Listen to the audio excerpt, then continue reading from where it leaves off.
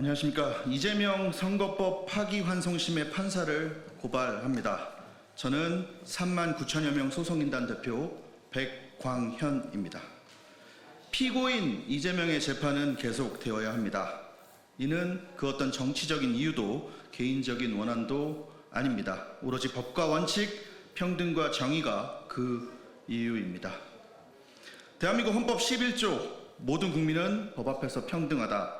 누구든지 성별, 종교 또는 사회적 신분에 의하여 정치적, 경제적, 사회적, 문화적 생활의 모든 영역에 있어서 차별을 받지 아니한다.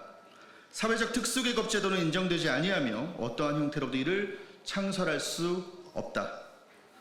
법 앞에 특수계급층은 없습니다. 대통령에 당선되면 재판을 받지 않는다. 이 말은 민주주의 국가에서는 존재할 수 없는, 아니 존재해서는 안 되는 독재의 언어입니다. 하물며 피고인 이재명의 재판들은 모두 당선 이전에 지은 죄이고 기소된 사건입니다. 특히 선거법 재판의 경우엔 이미 대법원 전원합의체의 유죄 판단까지 나온 상태입니다. 하지만 이 사건을 배당받아 신속하게 재판을 진행했어야 할 서울고등법원 담당 재판부는 대법원 전원합의체의 판결 취지를 묵살하는 결정을 하였습니다.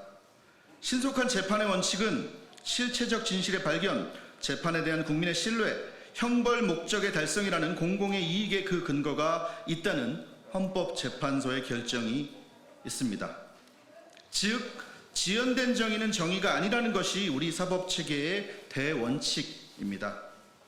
그래서 전원합의체 판결에 따른 파기환송심을 무기한 연기한 것은 불의를 정의로 세탁해 준 것과 다름이 없습니다. 권력을 가지면, 당선이 되면 범죄가 정의로 둔갑이라도 한다는 말입니까?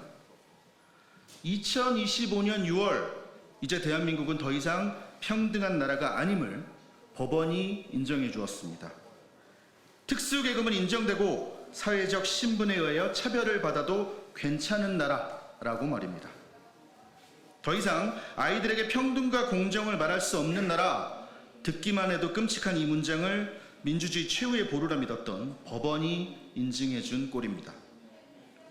검사는 수사하고 기소하여 사건의 실체적 진실에 다가가는 노력을 할 때 비로소 검사이고, 기자는 오로지 팩트를 위해 취재하고 올바른 기사를 쓸 때 기자입니다. 판사도 다르지 않습니다. 재판을 열어 오로지 법과 영심에 따라 유무죄 판결을 할 때 비로소 판사의 직무를 다했다라고 할 수 있겠습니다. 하지만 이재명 선거법 파기환송심의 판사는 대법원의 판단이 끝난 사건의 공판기일을 무기한 연기하는 결정을 내려 정당한 이유 없이 그 직무를 유기하였습니다. 원칙을 지키는 데 있어서 양보는 없어야 합니다. 그 원칙이 법이라면 더더욱 그렇습니다. 대통령이 되면 재판을 받지 않는다? 그 다음은 무엇입니까? 영부인이 되면 재판을 받지 않는다입니까? 혹시 그 다음은 없습니까? 국무총리, 여당 대표는 어떻습니까?